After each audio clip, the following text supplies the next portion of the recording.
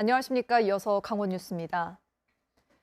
강원도에서 희망택시라는 제도를 도입한 지 10년이 다 됐습니다. 대중교통이 마땅치 않은 산간 오지 주민들이 버스 요금 정도만 내면 택시를 탈 수 있도록 한 건데요. 원래는 주민들이 함께 타고 다니라는 건데 실제로는 나 혼자 이용하는 경우도 적지 않습니다. 김문영 기자의 보도입니다. 시내에서 차로 1시간 거리, 10여 가구가 모여 사는 춘천의 한 외딴 마을. 희망택시가 들어옵니다. 탑승자는 단 1명입니다. 하지만 이는 희망택시 도입 취지에는 안 맞는 일입니다.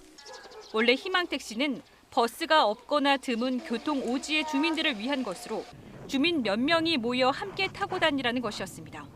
그래서 택시비도 개인은 1,000원만 내고 나머지는 춘천시에서 부담합니다.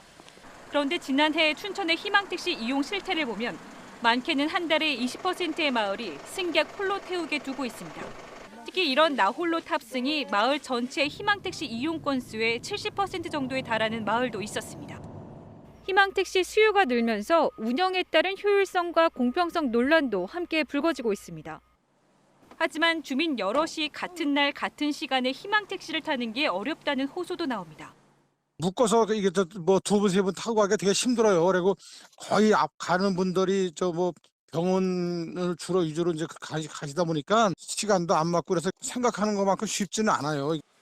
이 때문에 평창군의 경우 희망택시 이용권을 각 가구별로 배분하거나 다른 사람과 함께 타면 별도의 혜택을 주는 등 여러 가지 대책을 고민하고 있습니다.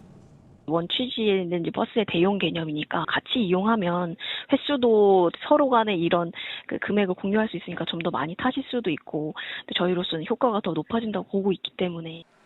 강원도 내 희망택시 배치마을은 2019년 300여 곳에서 올해 600여 곳으로 늘었습니다. 같은 기간 택시 회사에 보조한 예산도 33억 원에서 59억 원으로 증가했습니다. KBS 뉴스 김문영입니다.